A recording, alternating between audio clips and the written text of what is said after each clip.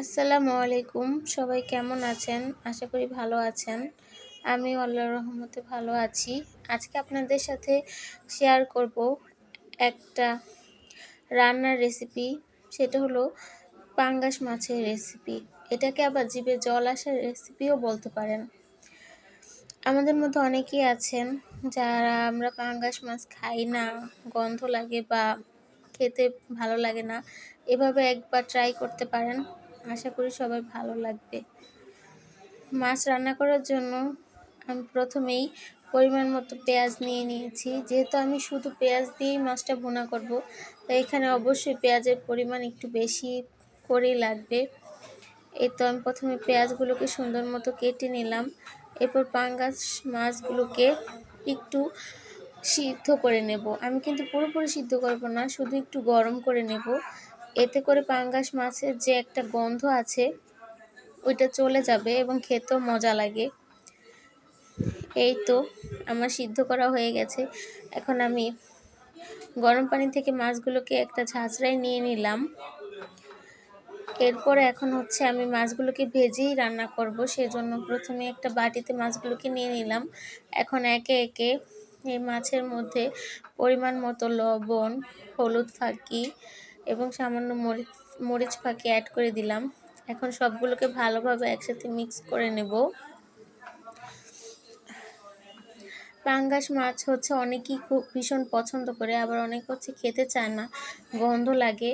এভাবে রান্না করলে কিন্তু একটুও গন্ধ লাগে না। এই যে দেখুন, এখানে আমি মাছগুলোকে ভেজে নিচ্ছি।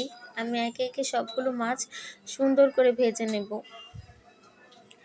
এই জন্য আমি কড়াইতে পর্যাপ্ত পরিমাণে তেল দিয়েছি এবং এখন তেলটা গরম হওয়ার পরে একে একে সবগুলো মাছ দিয়ে দেব। আমি একবারে সবগুলো মাছ ভাজবো না, দুইবারে অথবা তিনবারে সবগুলো মাছ ভেজে নেব।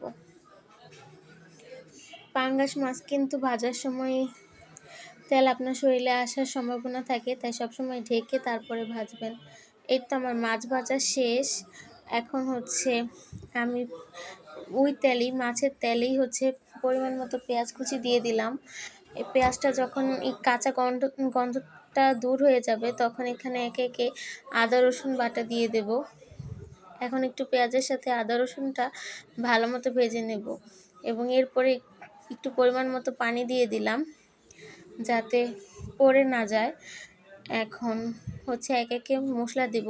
প্রথমে লবণ দিয়ে দিলাম। লবণটা যার যার ইচ্ছা মতো দিবেন। এরপরে দিয়ে দিলাম হচ্ছে হলুদ ফাঁকি,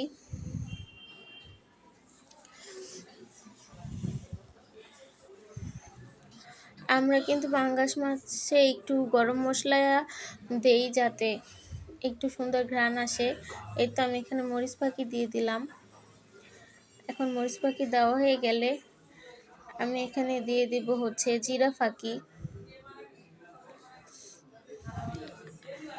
এটা কিন্তু ভাজা জিরা, তারপরে ফাঁকি করে নিয়েছি, সেই জিরা দিয়ে দিলাম। এখন এখানে দিয়ে দেব হচ্ছে গরম মশলা। আমি দিয়ে দিচ্ছি এলাচ আর দারচিনি। এই তো এখানে পরিমাণ বুঝে দিতে হবে, গরম মশলা বেশি দিলে কিন্তু আবার মজা লাগবে না। এখন আমার মশলা দেওয়া শেষ। এখন সবগুলোকে ভালো মতো মিক্স করব। যখন মশলা থেকে তেলটা ছেড়ে দিবে এবং মশলাটা ভালো মতো ভাজা ভাজা হয়ে যাবে, পেঁয়াজের সাথে মিশে যাবে, তখন মাছ আগে থেকে ভেজে রাখা মাছগুলোকে দিয়ে দেব। এখন একটু সবগুলোকে মিক্স করে দেব।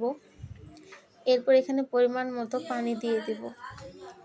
আমি এখানে ঠান্ডা পানি ব্যবহার করেছি, আপনারা চাইলে কুসুম গরম পানিও ব্যবহার করতে পারেন।